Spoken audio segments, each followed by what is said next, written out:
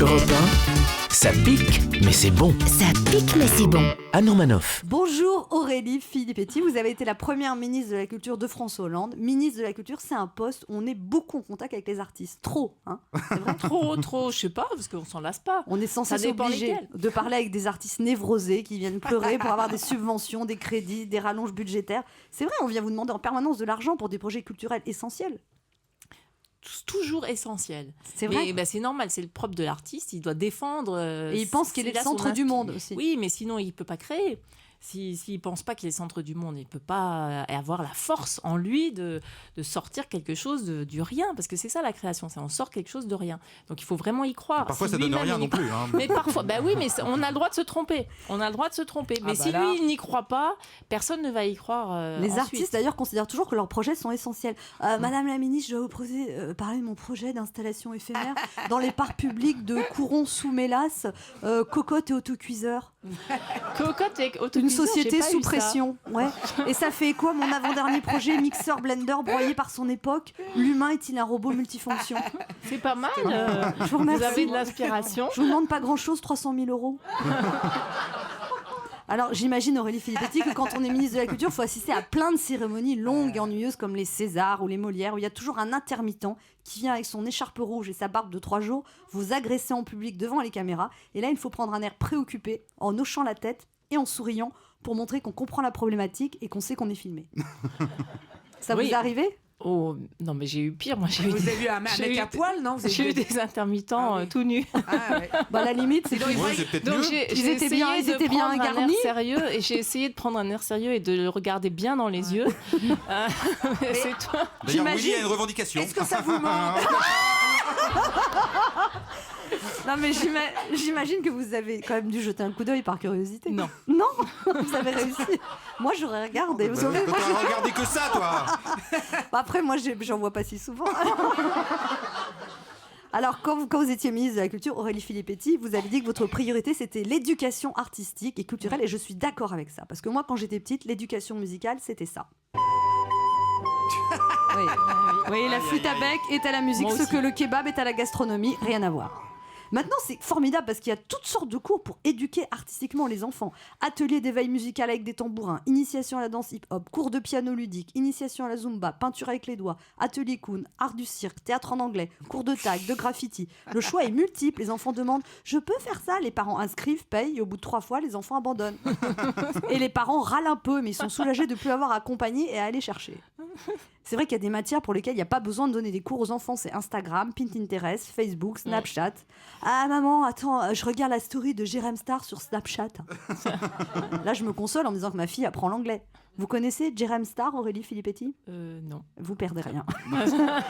il a 1 237 000. Je suis sûre que Willy connaît. Ah bah évidemment. Ouais.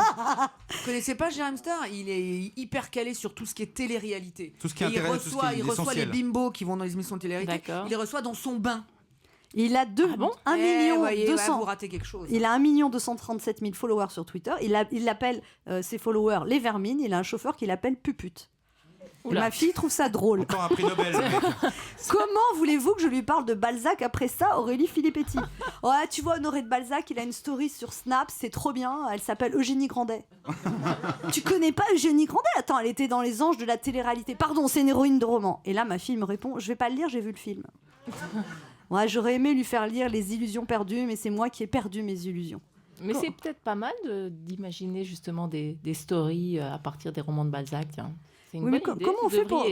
C'était pas mal là votre pitch. Ah bon? Ouais. Non mais comment pas, c'est pas fini. Hein.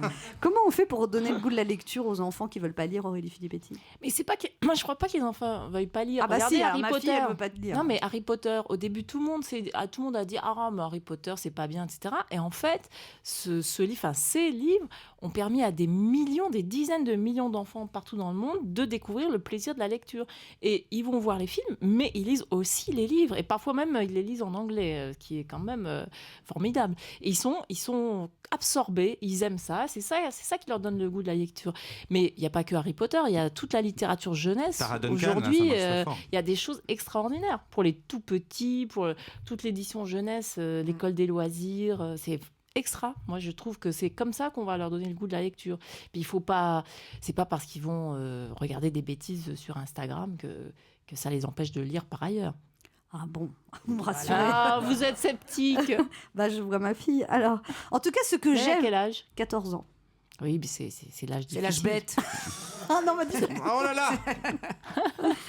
Ce que j'aime chez vous, Aurélie Filippetti, c'est votre côté sans fioriture. Vous avez un côté, je me lave au savon de Marseille et je Ah dis bon ce que je pense. Mais comment vous savez que je me lave au savon de Marseille? Elle vous a senti. Bon, au d'ailleurs, je fais de la publicité pour le savon de Marseille. Il reste 4 entreprises en France, Ouais. Made in France, de savon de Marseille. Seulement 4. Il faut exiger celles qui ont le petit logo savon de Marseille. C'est très important. Eh ben, on a le message. Voilà. Vous êtes féminine, Aurélie Filippetti, mais sans après inutile. Vous ne gloussez pas comme Karine Le Marchand. Vous ne minaudez pas. mais, vous, Karine Le Marchand au camélia, là. Hein.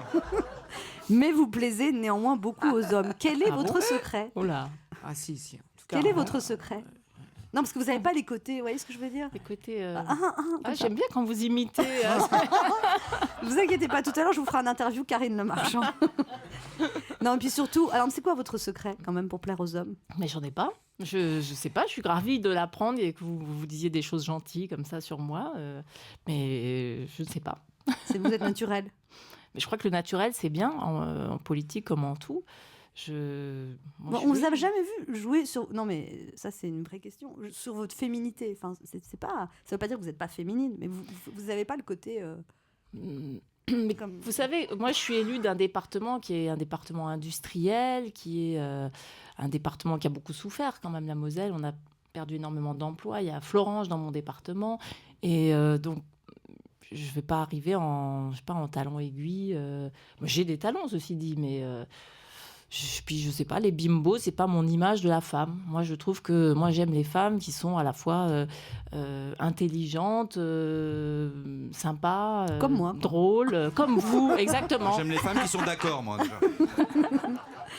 Et puis surtout, Aurélie Filippetti, il faut dire que vous êtes une vraie femme de gauche. Hein, la preuve, vous êtes partie du gouvernement de François Hollande, ou alors vous avez un sixième sens, comme ceux qui ont été les premiers à quitter le Titanic.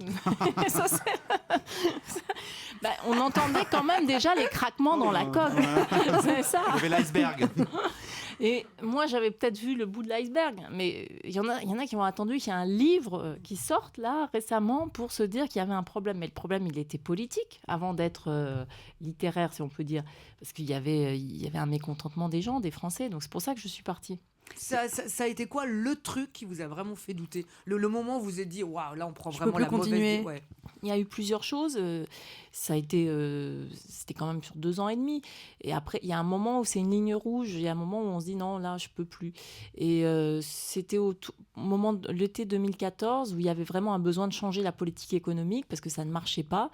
Et qu'à la rentrée fin août, après les vacances, on a eu une réunion où là, j'ai bien vu que non, que ça ne serait pas un changement dans le sens de la gauche, mais que plutôt on allait continuer, on allait dans le mur en accélérant. Mais vous êtes très courageuse, parce que vous avez démissionné du ministère de la Culture, Aurélie Filippetti, et personne ne démissionne jamais Non. du ministère. Vous êtes la C'est première. Ouais. C'est vrai. Bah oui. Parce que c'est trop bien, ministre de la Culture. Bah ouais. C'est bien, c'est vrai. C'est le ministère le formidable. plus glam. Festival de Cannes, opéra, comédie française, concert privé de Julien Doré, les hymnes d'Avignon, avec des pièces tchèques qui durent 3 heures. Et les locaux, Aurélie Filippetti, rue de Valois, au Palais Royal, Ah, c'est c'est chic magnifique. comme adresse. Mm. Bon, c'est dur de trouver une place pour se garer, mais dans la cour du ministère, il y a un parking. Tous il y a les pas de soirs, parking. il n'y a pas de parking. Tous les soirs, on a des cocktails, des spectacles, des films, des visites d'expos, des inaugurations. Quand tu es ministre de la Culture, tu peux sortir tous les soirs et tu dis non, mais c'est pour le boulot. Oui. En plus, depuis que la cuisine française est inscrite au patrimoine mondial de l'UNESCO, la bouffe, c'est de la culture. Ouais. Donc le ministre doit apporter son soutien à tous les grands chefs étoilés de France. C'est pas de la gourmandise, c'est de la culture. Exactement. C'est du travail. Bah voilà. Et quand vous aviez vraiment vu une pièce nulle, vous disiez quoi à l'auteur après? Quand vraiment, c'est parce que nous, parfois, on voit des trucs, on n'ose pas dire. Après, on dit ah, bah, c'est bien, on était bien assis. Bon, ce qui veut rien dire. Moi, mais je il dis faut- c'est intéressant. C'était Le intéressant. décor est beau. Mais vous savez très bien, quand quelqu'un sort de scène, quand c'est la Ouais. première, en plus, ministre de la Culture, on va voir les premières. Toujours. Donc vous n'allez pas dire aux gens c'est pas bien, il faut les encourager au Alors, vous contraire. dites Et puis quoi on a le droit, c'est pareil, on a le droit de se planter aussi. Ça fait partie. Il y a des grands artistes qui parfois ont des trous d'inspiration. Vous en disiez quelque quoi sorte. alors, Aurélie Filippetti? Moi, je disais c'était très bien, merci. partie. Je passais. Faut que j'y aille. Oh là là. Non, mais voilà. C'est pas. Moi, je crois que ça sert à rien. En plus, ça sert à rien d'être désagréable avec des gens. Un jour, j'ai vu à l'opéra une cantatrice dans Carmen se faire siffler, mais vraiment par toute une salle. Et franchement, elle n'avait pas démérité. Simplement, elle n'était pas chantait la faux, elle chantait faux. Non, elle chantait pas faux, mais elle n'était pas la Carmen que eux attendaient. Donc après, je suis allée la voir dans la loge. J'ai presque consolée parce que voilà, je trouve ça horrible, moi, de se faire siffler par toute une salle. S'ils n'aiment pas, ils n'aiment pas, mais c'est pas une raison pour siffler. C'est vrai, en plus, il y a des corvées quand on est ministre de la Culture. Par exemple, la fête de la musique. C'est la fête des musiciens amateurs, mais pas souvent la fête de la musique, parce que la musique, ce soir-là, on lui fait souvent sa fête. Devoir assister à un concert de reprise du répertoire de Florent Pagny à l'Ocarina par un groupe de Péruviens d'Alfortville, ça pique. Assister à une avant-première d'un film français sur des hommes cadras qui ont des problèmes de prostate dans le 6e arrondissement, mais qui tombent amoureux d'une fille de banlieue de 20 ans qui lui redonne goût à la vie, mais qui va le quitter parce qu'elle est lesbienne, ça pique. Bravo. Oui, tout ça, ça pique. Et quand tu es ministre de la Culture, tous les artistes veulent être amis avec toi. Ils te flattent, ils te sourient, puis après ils te disent je peux vous voir pour vous parler d'un truc. Ça veut dire là, j'ai une subvention du piston à vous demander. Les subventions, oui, c'est quand même le nerf de la guerre, hein, souvent. Il n'y a que les écrivains qui ne demandent rien. J'ai remarqué ça. Moi, j'aimais bien faire des déjeuners avec des écrivains parce qu'en fait, ils sont toujours très humbles et presque... Ils s'excusent presque d'être là. Ils n'ont rien à demander. Ils travaillent tout seuls à leur bureau, vous savez. Et comment vous faisiez pour dire non ? La réalité, c'est que j'étais beaucoup obligée de dire non, malheureusement, parce qu'il y avait plus d'argent, qu'il fallait faire des économies, que j'avais pas un budget qui me permettait comme ça de financer même des projets que j'aurais voulu financer. Donc, j'expliquais qu'on n'avait pas les moyens de financer ceci ou cela, qu'il y avait peut-être d'autres soit peut-être chercher des collectivités locales pour financer des projets ou voilà. Et alors, depuis que vous n'êtes plus ministre de la Culture, Aurélie Filippetti, est-ce que vous avez reçu soudain moins d'invitations ou vous avez eu soudain moins d'amis artistes ? Bien sûr, mais j'en ai quand même. Ça fait plaisir. Vous en avez quand même gardé quelques-uns. Oui, et puis je peux aller au spectacle. C'est moi qui choisis les spectacles. C'est moi qui décide des soirées que je veux passer soit au théâtre ou ailleurs, donc au cinéma. J'ai beaucoup plus le temps d'aller au cinéma. Ça, c'est agréable. Donc, je vois beaucoup de choses. Mais pour le plaisir, maintenant. C'est pour le plaisir. C'est vous qui décidez. Et on s'est vu l'autre jour, Aurélie Filippetti. Je vous ai croisé dans la rue, même pas dit bonjour. Ouais, rien. Rien. Vous m'avez même pas jeté un regard. Rien. Il était dans un état. J'étais là, regarde.